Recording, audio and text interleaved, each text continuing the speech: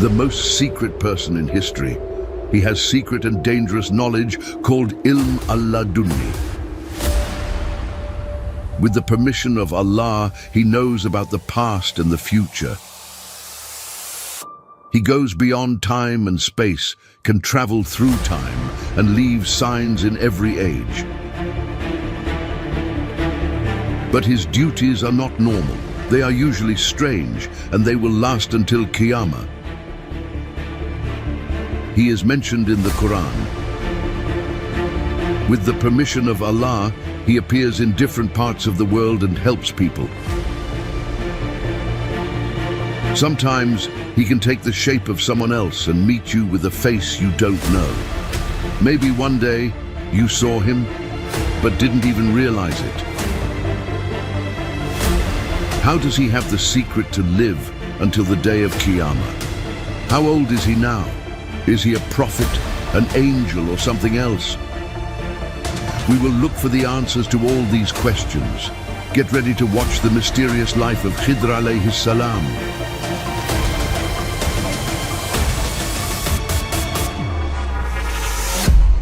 Once again, we bring you a shocking story. Don't forget to subscribe to the channel and like the video. Bismillahirrahmanirrahim. They say Khidr comes when a servant is truly in need. Has a mysterious man you didn't know ever appeared suddenly and touched your life? Maybe you noticed him, or maybe he spoke to you without you even knowing, then disappeared quietly from your life. I'm not talking about someone only found in folk stories or legends. This is a real person mentioned in the Qur'an and other holy books. He had a special gift and deep knowledge. Even a prophet followed him, trying to find him and learn from the amazing knowledge that Allah Azza wa Jalla gave him. In the Qur'an, the name Khidr is not mentioned directly, but in Surat Al-Kahf, there is a story about one of our servants who goes on a strange journey. Most Islamic scholars agree that this man is Khidr alayhi salam. Now, if you're ready, let's travel back in time to learn more about Khidr alayhi salam and the time he was believed to be born. His birth date is not certain, but some say he was a descendant of Hazron, the son of Qabil, Cain, who was one of the children of Adam alayhi salam. Others believe he was from the family of Sam, the son of Nuh alayhi salam.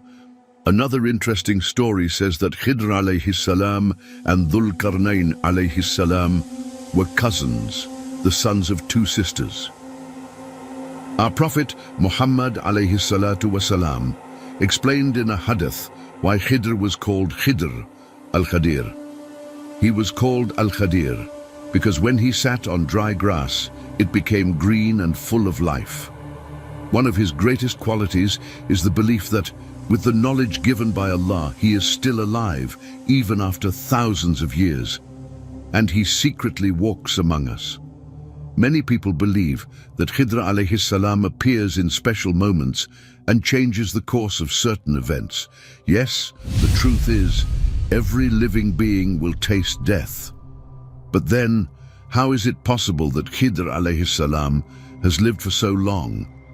Many Islamic scholars have explained this question in different ways. In fact, the idea that Khidr is still alive has reached us through different reports. Let's begin with the first one. According to Ja'far as-Sadiq, who narrated from his father, Dhul Qarnayn alayhi salam had a friend who was an angel. Dhul Qarnayn asked this angel to show him the way to live longer.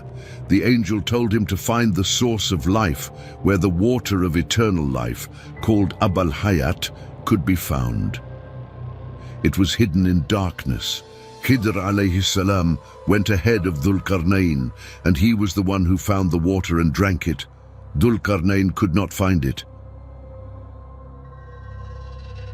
Because of this, Khidr alayhi salam is still alive, but he does not live like we do. He does not need food or drink like other people. His life is different. It is called a second level of life. Khidr and Ilyas alayhi salam live in a free and special way. They are not tied to time or place. They can be in many places at the same moment. Sometimes they eat and drink like us, but only if they want to, not because they have to.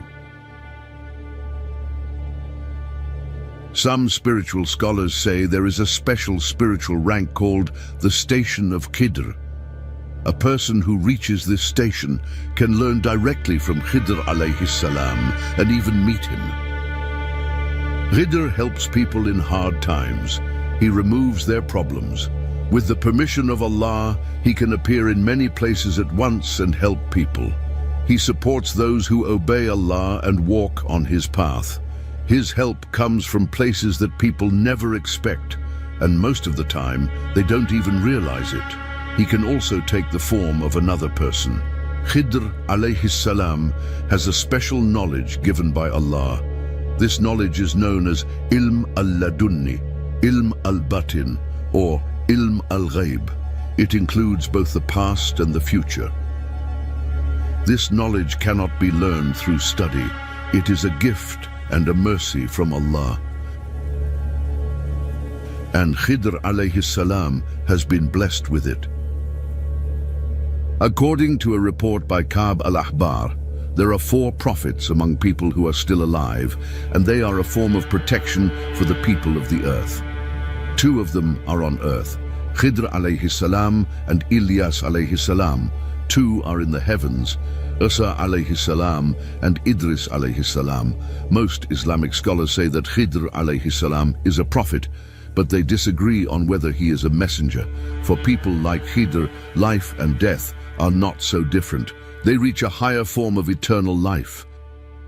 Khidr alayhi salam and Ilyas alayhi salam meet every night at the wall built by Dhul Qarnayn alayhi salam. Once every year, they perform Hajj and Umrah. They drink 1 sip of Zamzam water, and it is enough for them for a whole year. Ibn Asakir narrated from Ibn Ishaq, according to our scholars, when Adam alayhi salam was about to pass away, he gathered his children and said, "O my children, Allah will surely send punishment to the earth. Keep my body in a cave with you. When the punishment is over, bury me in the land of Sham." After this, Adam alayhi salam passed away. His body stayed with his children for a time. When Allah sent Nuh alayhi salam as a prophet, he took the body with him. When the great flood came, the earth was covered with water. Nuh told his 3 sons to take the body to the cave and bury it, but they said, "The earth is full of fear and danger. We don't know the way. Please let us wait until people increase and the world becomes safer." Nuh alayhi salam replied, "Adam alayhi salam asked Allah to let the one who buries him stay alive until the day of Qiyamah." Still, the body remained untouched until Khidr alayhi salam came. It was Khidr alayhi salam who buried Adam alayhi salam, and because of this, Allah let him live as long as he wills. As we said before, Khidr alayhi salam can appear in the form of different people. One of the greatest Islamic scholars, Imam Rabban, mentioned this in his book Maktubat-i Rabban. He wrote, "One morning I saw Khidr and Ilyas alayhim salam in a spiritual form.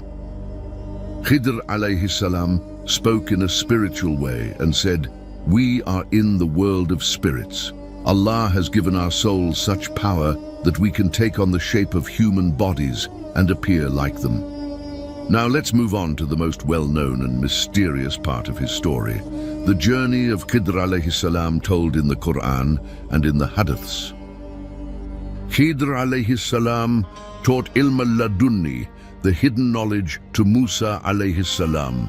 This happened during the time when Pharaoh drowned in the Red Sea.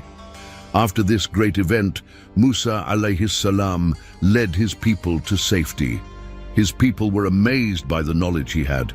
One of them could no longer hold his curiosity and asked, "O Musa, is there anyone on earth more knowledgeable than you?" Musa alayhi salam answered honestly with what he knew, "I do not know of anyone." Right at that moment, a revelation came to him from Allah. Allah told him that there was a servant on earth who had more knowledge from Allah himself. Allah revealed, There is one of our servants at the place where the two seas meet. He has more knowledge than you." Musa alayhi salam asked, "O my Lord, how can I find him?" Allah said, "Take a fish with you and place it in a basket. Wherever you lose the fish, that is where my servant is." Most Islamic scholars agree that this servant with knowledge mentioned in the Qur'an is Khidr alayhi salam. So Musa alayhi salam took his young helper, Yusha, and started a long journey to the place where the two seas meet. After traveling for a long time, they sat down to rest near a rock. There, they fell asleep. While they were sleeping, the fish in their basket came back to life and jumped into the sea. Later, when Yusha woke up, he saw the fish was gone, but he forgot to tell Musa. When Musa woke up, they continued their journey. After walking for some time, Musa said, "Bring our food. We are very tired." That moment reminded Yusha of the fish. He said, "The fish is gone. I saw it disappear, but I forgot to tell you." Musa immediately became excited and said, "That's the place we were looking for." They went back to where they had slept. Not far from the rock, they saw a man wrapped in a cloak watching his surroundings. That man was Khidr. Musa went to him and said, "I am Musa." Khidr replied, "So you are Musa," as if he already knew Musa was looking for him. Musa asked, "Are you the one Allah told me about, the one who has knowledge that I don't have?" Khidr said, "Yes, it is true. Allah has given me a type of knowledge that is not with you." Musa was eager to learn. He said, "Can I follow you so I can learn from your knowledge?" Khidr replied, "You will not be able to be patient with me. The things I do, you will not understand." Musa insisted, "Inshallah, you will find me patient. I will not go against your word." Khidr agreed, but under one condition. "Do not ask me about anything until I tell you the reason myself." Musa accepted. He left Yusha behind, and the two of them began their journey, the famous journey mentioned in the Qur'an. The first event happened during a boat trip. They got on a boat owned by poor people, but suddenly Khidr damaged the boat by making a hole in it. Water started to enter the boat. Musa was shocked. He couldn't hold back and said, "What are you doing? Do you want to drown these people?" Khidr calmly reminded him, "Didn't I tell you not to ask questions and to be patient?" Musa apologized. He said he forgot his promise and promised again to be patient. They continued their journey. The next event was even more shocking. During their journey, they came to a village, but the people there were cold and unkind. No one offered them food or a place to rest. While walking through the village, Khidr alayhi salam suddenly killed a young boy. This shocked Musa alayhi salam deeply. He could no longer stay silent and said in anger, "What have you done? How can you kill an innocent child?" Khidr reminded him again, "Didn't I tell you not to ask questions about what I do before I explain it to you?"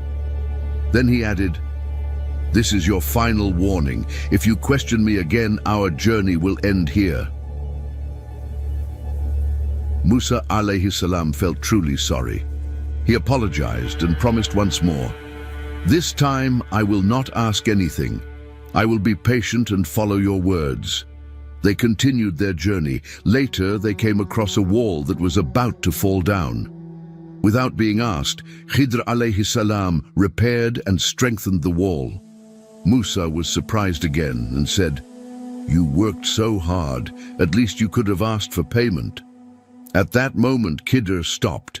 He looked at Musa and said, "This is where we part ways, O Musa. I told you that you would not be able to stay patient with me." Then, as he had promised, he began to explain the real meaning behind what had happened. Khidr alayhi salam turned to Musa and said, "Now I will explain to you the meaning behind the three events you could not be patient with. First, the boat I damaged. That boat belonged to poor people. They earned their living by sailing on the sea. But ahead of them was a tyrant king who took every good boat by force. If the boat looked perfect, the king would have taken it. So I caused a small damage to save it from him. Now the child. That boy would one day bring great pain to his believing parents. He would lead them to rebellion and disbelief. Allah wanted to replace him with a better child, one who would bring them peace. I only did this by Allah's command. Finally, the wall. That wall belonged to 2 orphan boys in the village. Under it there was a treasure saved for them. If the wall fell, others would have taken it. But your Lord wanted them to find the treasure when they grew up. So I repaired the wall, again by Allah's command. Then Khidr added, I did not do any of these things on my own. These were tasks shown to me by my Lord. This is the true meaning behind the things you could not be patient with, O Musa. Even though taking the life of a child may seem shocking or hard to understand at first, these events show us that Allah's knowledge is far beyond what we can imagine. Even a great prophet like Musa alayhi salam could not understand it right away, so it is only natural that we too may struggle to understand. Khidr alayhi salam was a special servant of Allah who was given ilm al-ladunni, the secret knowledge from Allah. Through this divine knowledge, Khidr alayhi salam can see truths we cannot see and perform actions beyond human ability. He can do things like staying in the air while making dua, moving from one place to another in seconds, or appearing in the form of another person. These are among the secrets he was given. There is also a symbolic moment during his journey with Musa, at the place where the 2 seas meet. A small bird comes to the edge of the sea and takes 1 drop of water with its beak. Khidr shows this to Musa and says, O Musa, the drop of water in that bird's beak is like the knowledge we have. The rest of the sea is like the knowledge of Allah. This moment is one of the most powerful examples to show how limited our knowledge is and how great Allah's knowledge truly is. The Messenger of Allah, alayhi salatu wassalam, said in a hadith, May Allah have mercy on Musa. I wish he had stayed patient with Khidr and told us more about their journey. How much I would have loved that. It is believed that Khidr alayhi salam will stay alive until the time when all Muslims will pass away, right before the day of Qiyamah begins over the disbelievers. The divine wisdom that placed Khidr in such an extraordinary position has also allowed him this temporary form of immortality, not forever, but long enough to keep helping the believers until the very end of the world. Allah knows best. And remember this, if you see every night as Laylat al-Qadr and treat every stranger as Khidr alayhi salam, you may truly witness both. In this universe, every being, living or non-living, has been given a task. Even the smallest cell knows its place in this perfect system. Makal alayhi salam is responsible for the balance of nature.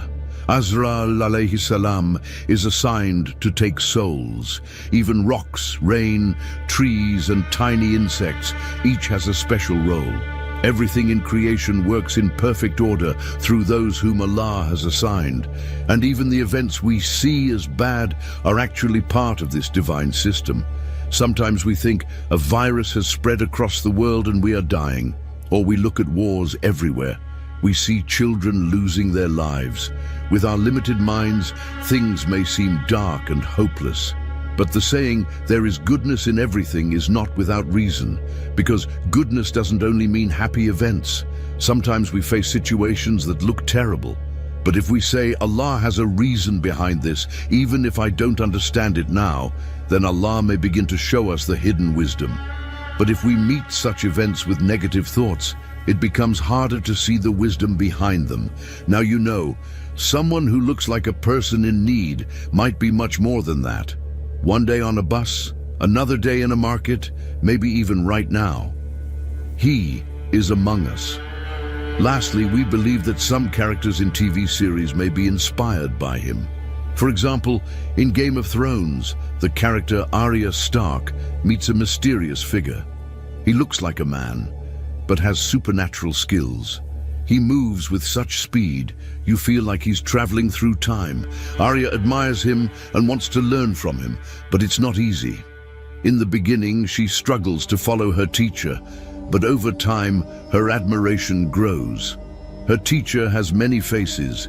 He can change his appearance whenever he wants, and he completes secret missions, the kind that most people could never handle.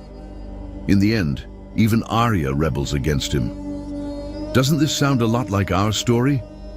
Maybe George R. R. Martin, the author of Game of Thrones, was inspired by this ancient tale.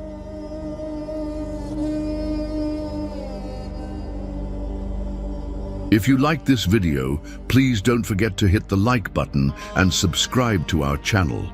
This way, we can share these Quran stories with more people, and you can also be a part of spreading Islam. See you in the next video, inshallah. May Allah forgive us all, pardon our sins, and protect us from the punishment of Jahannam, the torment of the grave, the pains of this world, death, and the day of judgment.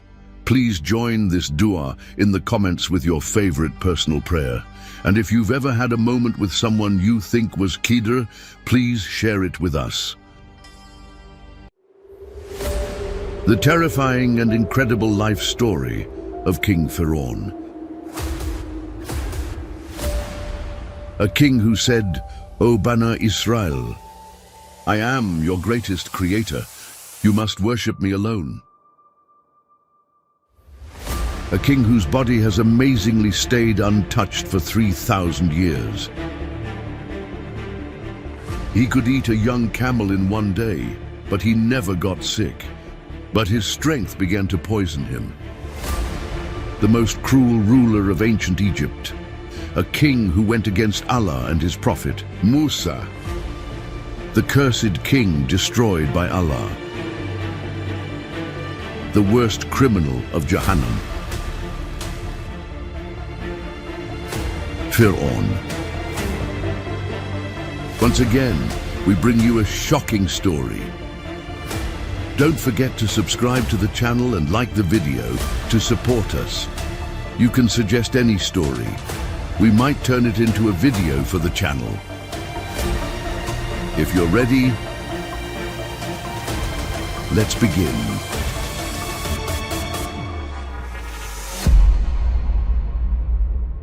Firaun is mentioned 74 times in the Qur'an, mostly in connection with oppression and arrogance. He ruled the entire land with the help of his loyal and hard-working servants. As the days passed, alongside the growing power of Misr, he strengthened his reign significantly. With this unbelievable power, he imposed every decision upon the people without resistance, further inflaming his arrogance. According to the customs of that time, Firaun was seen as a deity, and worship in all temples was directed toward him. He himself began to believe in this falsehood.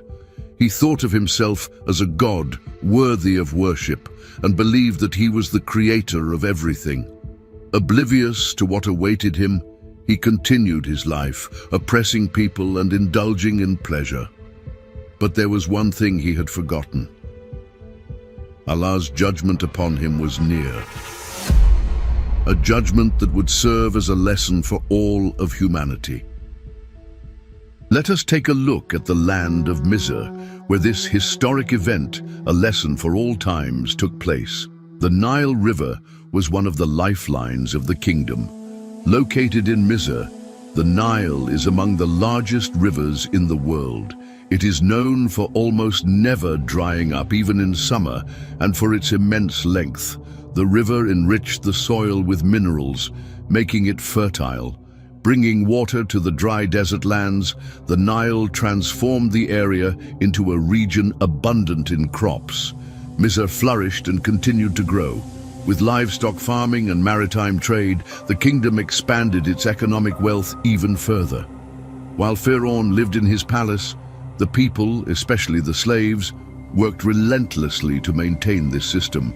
During the time of Fir'aun, slaves were responsible for all the hard labor, from agricultural work to construction. At one point, Yusuf alayhi salam had served as a vizier in Misr and had introduced the belief in Tawhid, the oneness of Allah. However, after his passing, Misr gradually reverted to its old pagan beliefs. Out of revenge, the Banu Israel, the people of Yusuf alayhi salam, were enslaved and subjected to great suffering. Fir'aun had advisors who helped him rule the kingdom. Among them were Qarun and Haman. Qarun had gone astray due to his wealth and arrogance, while Haman was known for following the wrong path for his own interests. The rapid increase in the male population of Banu Israel due to frequent births encouraged Fir'aun to carry out a cruel plan. His advisors supported and emboldened him in this decision. Fir'aun feared that, in case of war, Banu Israel might gain power and overthrow his rule. This fear led him to order the killing of all newborn male infants. A dream deeply disturbed Fir'aun and pushed him toward this horrific decision. According to a narration from Abdullah ibn Abbas and Abdullah ibn Mas'ud, Fir'aun dreamed of a fire rising from the direction of Quds, burning everything except Banu Israel. Upon waking, he consulted dream interpreters, fortune tellers and sorcerers. They interpreted the dream as a warning that a child from Banu Israel would cause the downfall of his kingdom. As a result, Fir'aun ordered the mass execution of all newborn male children from Banu Israel. Musa alayhi salam was a descendant of Yaqub alayhi salam and was born in Misr. His father was Imran and his brother was Harun alayhi salam. At birth, a radiant light shone from the blessed forehead of Musa alayhi salam.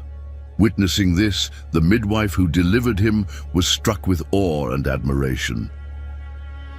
Musa alayhi salam is the most frequently mentioned prophet in the Qur'an. His name appears in 34 surahs, across 131 ayat, and in 136 places.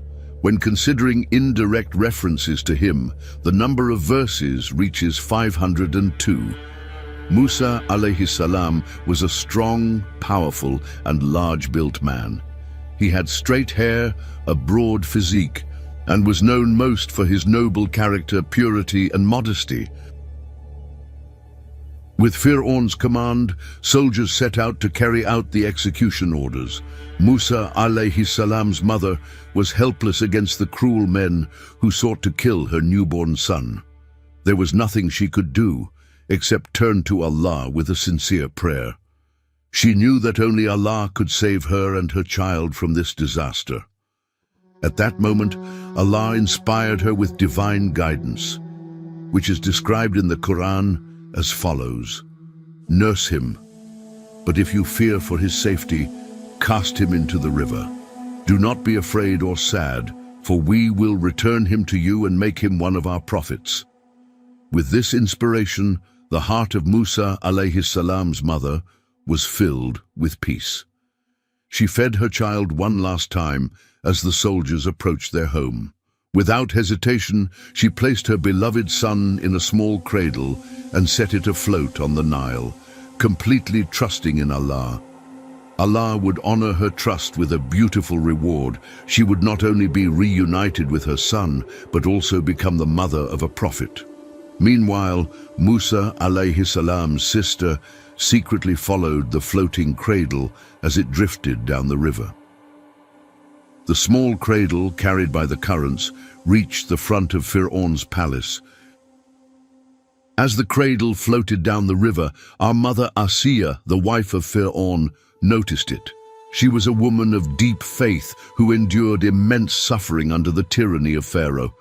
Asiya is one of the 4 most virtuous women of Jannah. When she approached the cradle and lifted the cover, she was astonished.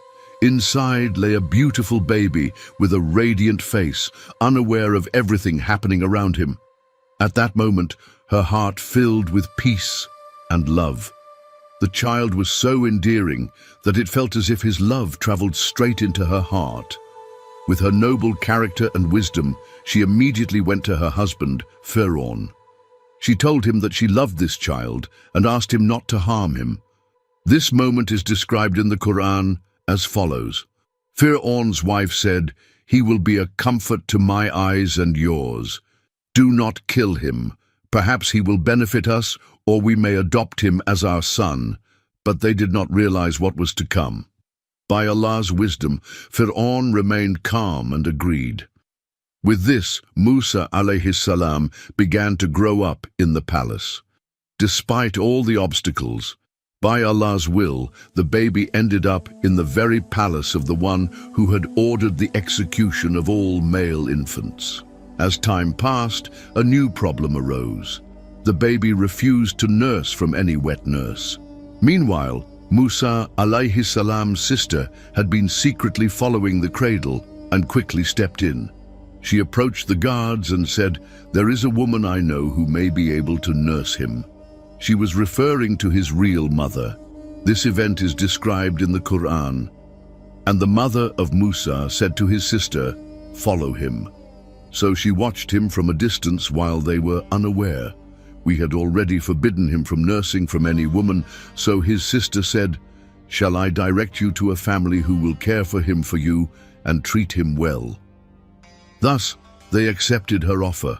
After rejecting many wet nurses, baby Musa accepted the milk of his own mother. Unaware of this truth, our mother Asiya rejoiced that the child had finally found someone to nurse from. By Allah's decree, Musa alayhi salam grew up in Fir'aun's palace under the care of his real mother. Fir'aun's vizier Haman became suspicious. "Is this child truly yours?" he asked. "He refuses to nurse from any other woman but you." To dispel doubt, Musa alayhi salam's mother cleverly responded, "For some reason, all children love me, and I love them." Her words convinced Haman, and she was even given a salary and gold for nursing the child. This was one of Allah's great blessings. Allah describes this moment in the Qur'an. Had we not strengthened the heart of his mother, she would have revealed the secret, but we did so that she would be among those who believe in our promise. One day, while growing up in the palace, an extraordinary event occurred. Fir'aun held baby Musa in his arms, but suddenly Musa pulled on Fir'aun's beard and slapped him. Fir'aun was shocked and frightened. "This is the enemy I have been waiting for," he exclaimed. Even as a child, Musa alayhi salam unsettled Fir'aun. Our mother Asiya immediately intervened and said, "He is just a child. He does not know what he is doing. If you wish, test him. Place a bowl of jewels and a bowl of burning coal before him. If he chooses the jewels, he is intelligent. If he chooses the fire, he is just a baby." Fir'aun agreed. 2 bowls were placed before Musa alayhi salam, one filled with precious gems and the other with burning coals. As Musa alayhi salam reached for the jewels, Jibril alayhi salam intervened by nudging his hand. Instead, Musa picked up a burning coal and put it into his mouth. The fire burned his tongue, leaving him with a slight speech impediment. Seeing this, Fir'aun let him go, convinced that he was just a child. Thus, Musa alayhi salam remained in the palace for many years, growing up under Allah's protection.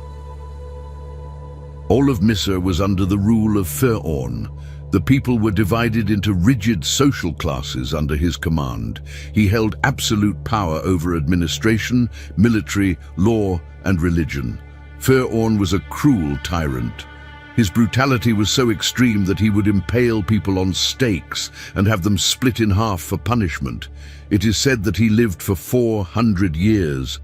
Not only was he never sick, but his teeth never bled either. He was not particularly tall, but he wore majestic and luxurious clothing. His youth seemed to be renewed constantly as he never aged. His health was so strong that he could eat an entire young camel in one sitting. Due to his unique digestion, he only needed to relieve himself once every 40 days. In the Qur'an, the title Fir'aun refers specifically to the king of Misr during the time of Musa alayhi salam. In contrast, during the time of Yusuf alayhi salam, the rulers were referred to as Rab or Malik instead of Fir'aun. Fir'aun is described as a proud and arrogant ruler who, like Qarun, became filled with vanity and even claimed divinity. He oppressed the weak, looked down on his people, and turned his back on the truth. His complete control over every aspect of the kingdom further inflated his arrogance. One of Fir'aun's men, Fatun, was a cruel baker from the Khidr.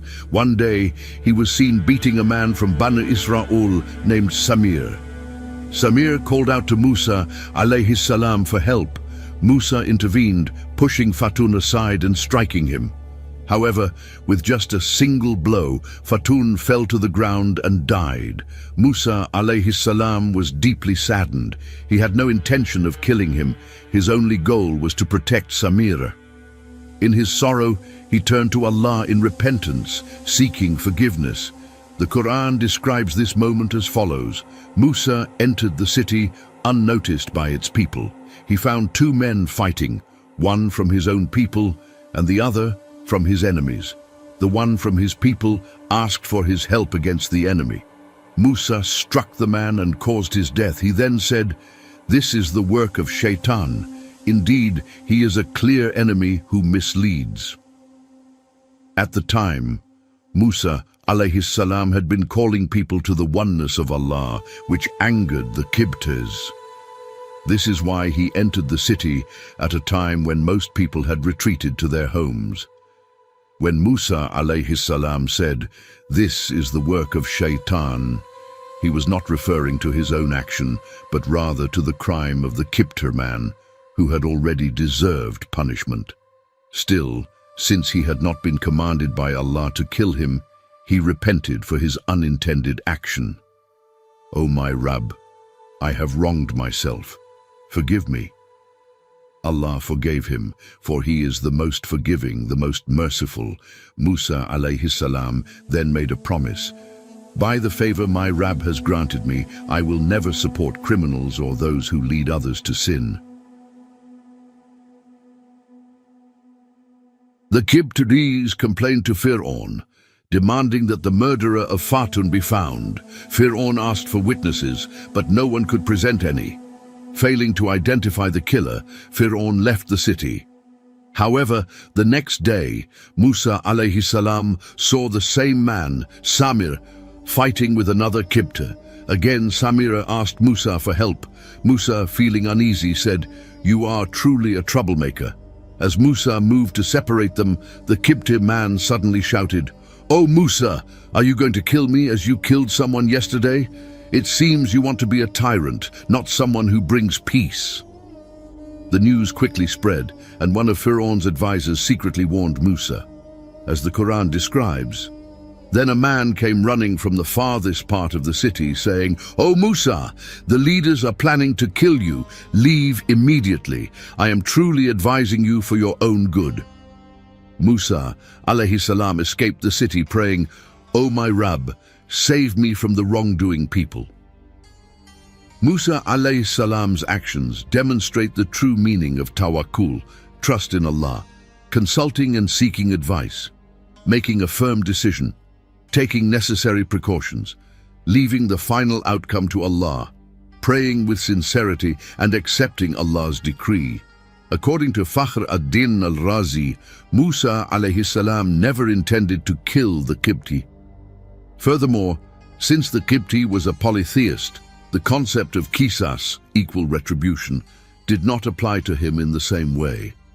Additionally, since the incident happened by mistake, qisas was not required. Musa alayhi salam grew into a young man known for his honesty and noble character, leaving a strong impression on those around him. Meanwhile, his people were suffering under severe oppression. Allah chose Musa alayhi salam as a prophet to free Bani Israel from slavery. He was commanded to go to Fir'aun and invite the arrogant ruler, who claimed to be a god, to bow before the Rabb of the heavens and the earth. Despite the difficulty of this mission, Allah made it easier for him. He sent Musa's brother Harun alayhi salam to assist him. Together they went to Fir'aun. Upon seeing him, Fir'aun asked mockingly, "Who are you?" Musa alayhi salam replied, "I am the messenger of the Rabb of all worlds." Fir'aun was shocked. Instead of listening, he reminded Musa of the favors he had done for him in the past, accusing him angrily. "Did we not raise you as a child and care for you? Did you not live among us for many years? Then you committed that crime. You killed a man. You are an ungrateful person." The Qur'an describes their conversation. "Remember when your Rabb called upon Musa, 'Go to the wrongdoers, to the people of Fir'aun. Will they not stop their oppression?'" Musa expressed his fears. "Oh, my Rabb, I fear they will call me a liar. My chest tightens and my tongue does not flow easily. So appoint Harun as a messenger alongside me. Also, I am wanted for a crime among them. I fear they will kill me." Allah reassured him, "No, it will not happen. Both of you go with our signs. We are with you, hearing everything. Go to Fir'aun and say, 'We are the messengers of the Rabb of all worlds. Let Bana Israel go with us.'" Fir'aun continued questioning him, bringing up the past. "Did we not raise you in our care as a child? Did you not live with us for many years, and then you killed a man? You are truly ungrateful." Musa alayhi salam replied, "I did not kill him intentionally. It was unintentional, and I did not know the consequences of my action. When I feared for my life, I fled from you. Later, my Rabb blessed me with wisdom and made me one of his prophets. As for your so-called favor, was it not a result of you enslaving Banu Israel?" Fir'aun then asked mockingly, "And who is this Rabb of all worlds?" Musa alayhi salam answered, "He is the Rabb of the heavens, the earth, and everything between them, if you would believe." Fir'aun turned to the people around him and asked sarcastically, "Did you hear what he just said?" Musa alayhi salam continued, "He is your Rabb and the Rabb of your forefathers." Fir'aun dismissed him as insane. "Your so-called messenger is surely mad." Musa alayhi salam did not stop. "He is the Rabb of the east, the west, and everything between them, if only you would use your intellect." At this, Fir'aun's anger boiled over. "If you take any god besides me, I will throw you into prison." Musa alayhi salam replied, "Even if I bring you clear proof?" Fir'aun challenged him, "Then bring it, if you are truthful." At that moment, Musa alayhi salam cast his staff upon the ground. It suddenly turned into a living serpent. Then he drew his hand from his cloak, and it shone with a dazzling white light for all to see. Fir'aun devised a cunning plan in an attempt to humiliate Musa alayhi salam before a massive crowd. He believed that by using his magicians, he could defeat Musa alayhi salam and prove his so-called divinity. To prepare for this, Fir'aun made an announcement throughout Misr and summoned the most skilled sorcerers he could find. 70 of the greatest magicians from across the world were gathered in Misr.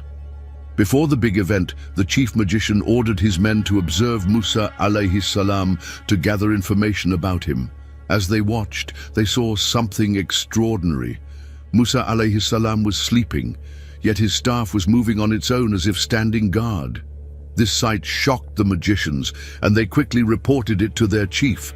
Upon hearing this, the chief magician turned pale with fear. "A magician's staff cannot move while he sleeps. Magic does not work when the sorcerer is unconscious. Be careful, this man may not be a magician at all." The magicians began to doubt their chances of victory, yet their ambition to win Fir'aun's favor led them to proceed with the challenge, despite knowing deep down that they could not defeat Musa alayhi salam. The great challenge begins. The much-anticipated day of the great confrontation arrived. Fir'aun gathered hundreds of thousands of people in a vast open space. The magicians stood ready, holding their ropes, staffs, and magical tools. Fir'aun commanded them, "Begin! Defeat Musa." The magicians threw their ropes and staffs onto the ground, and suddenly they appeared to transform into slithering serpents. Seeing this, Fir'aun was overjoyed. For a moment, Musa alayhi salam felt uneasy at the sight of the moving objects. But then Allah strengthened his heart and commanded him, "Throw down what is in your right hand." Musa alayhi salam obeyed. As soon as he cast his staff onto the ground, it transformed into a mighty serpent, so massive that it covered the entire field. It devoured everything the magicians had created. The entire arena fell into silence. Fir'aun was horrified. While the magicians were overwhelmed with shock, they immediately recognized that what they had just witnessed was not magic. It was a divine miracle from Allah. They fell to their knees and cried out together, "We believe in the Rabb of Musa and Harun," Fir'aun's wrath.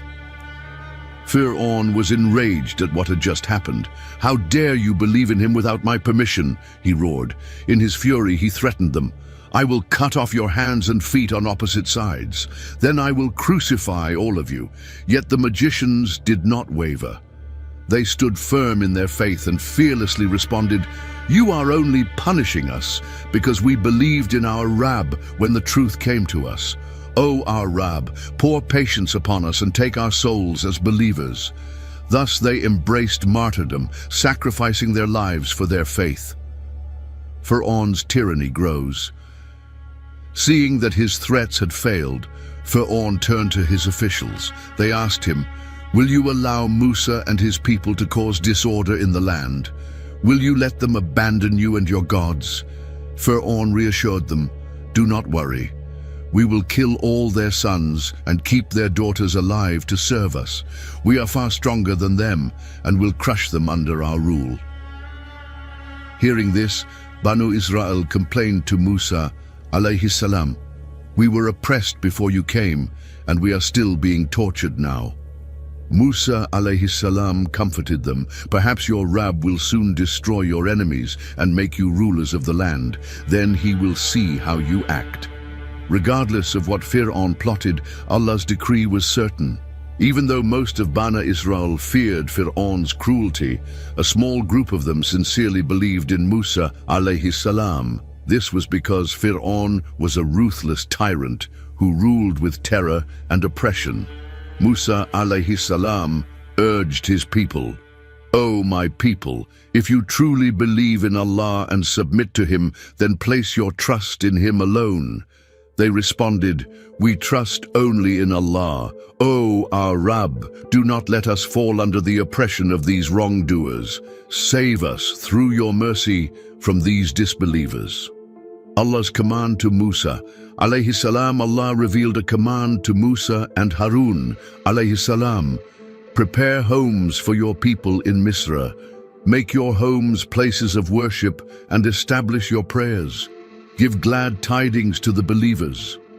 Musa alayhi salam then made a powerful dua saying, "O my Rabb, you have given Fir'aun and his people wealth and splendor in this worldly life.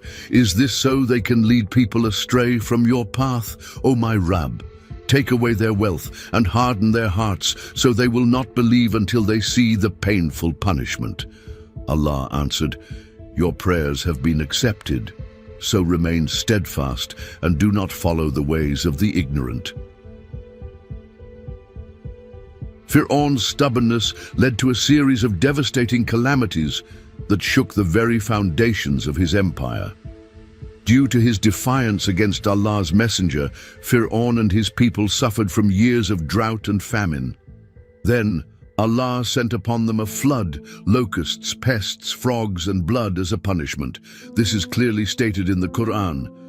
So we sent upon them the flood, locusts, lice, frogs, and blood as distinct signs, but they remained arrogant and were a wicked people. Al-Araf 7:133. These punishments were terrifying and unlike anything they had ever seen before. For years, drought destroyed the lush green lands of Misr. Then, a massive storm approached. The Nile River had overflowed in the past, but this was no ordinary flood. The ground, having lost its ability to absorb water, failed to contain the heavy rains, causing massive floods. For days, the rain continued without stopping. No one could leave their homes, and the overflowing Nile wiped out houses, crops, and livestock. In desperation, Fir'aun's men went to Musa alayhi salam, begging him, "Pray to your Rabb to remove this disaster from us, and we will believe in you." Musa alayhi salam prayed, and by Allah's mercy, the flood came to an end. However, Fir'aun and his people broke their promise once again. The locust plague. After the flood, the people of Misr did not fulfill their pledge and continued in disbelief. The heavy rains and floods had created the perfect conditions for locusts to breed. As a result, a massive locust swarm descended upon the land. This merciless swarm ravaged their crops and destroyed their food supply. Empty fields and starvation became the price for Fir'aun's arrogance. The people of Misr watched in terror as their livelihoods were wiped away. Yet despite seeing his people suffer, Fir'aun refused to humble himself. The locust plague was a warning. The punishments would not stop until they surrendered to Allah's will. The frog invasion. The land was in ruins and the people were in distress.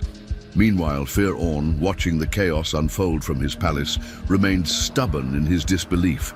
Then Allah sent another punishment. Frogs began to spread from the Nile across the entire kingdom. Unlike ordinary frogs, these were massive in size and seemed to be challenging Fir'aun's arrogance. As the invasion intensified, life in Misr came to a halt. Frogs covered homes, marketplaces, and palaces. They even climbed onto people's clothes, making it impossible to escape them. The situation became unbearable. People could not sleep due to the deafening sounds of the frogs.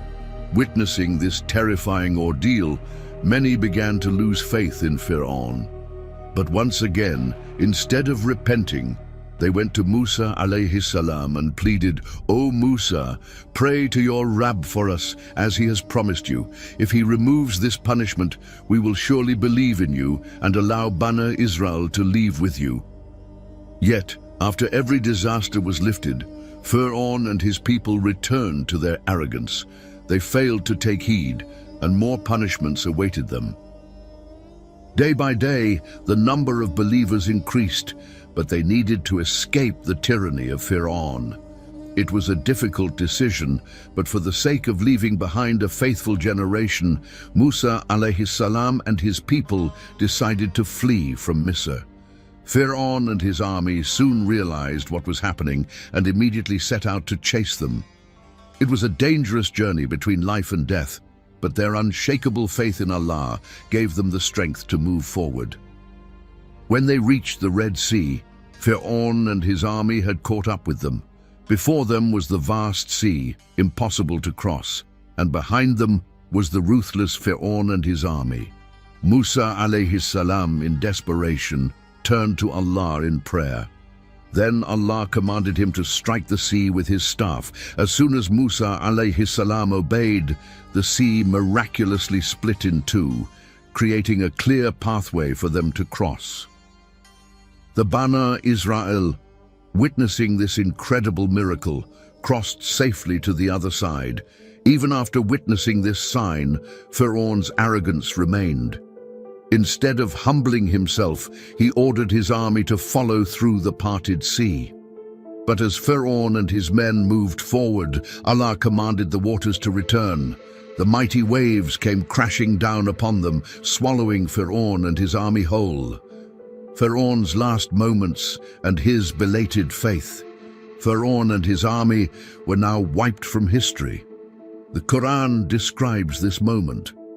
And we took Bani Israel across the sea, but Fir'aun and his army pursued them with oppression and hostility, until when he was drowning he said, "I believe that there is no God except the one whom Bani Israel believe in, and I am of those who submit." Yunus 10:90.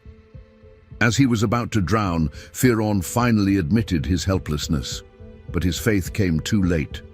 Since he had spent his entire life rejecting Allah, his last-minute belief was not accepted. It was said to him, "Now, but before this, you were rebellious and among the corrupt. Today, we will preserve your body so that you may be a sign for those who come after you." Yet, many people remain heedless of our signs. Yunus 10:91-92. Fir'aun had spent his life leading his people to destruction, and now he was leading them to the fire. The Qur'an states, "On the day of judgment, Fir'aun will lead his people forward into the fire. What a terrible destination! They were cursed in this world and will be cursed on the day of judgment. What a wretched fate!" Hud 11:98-99.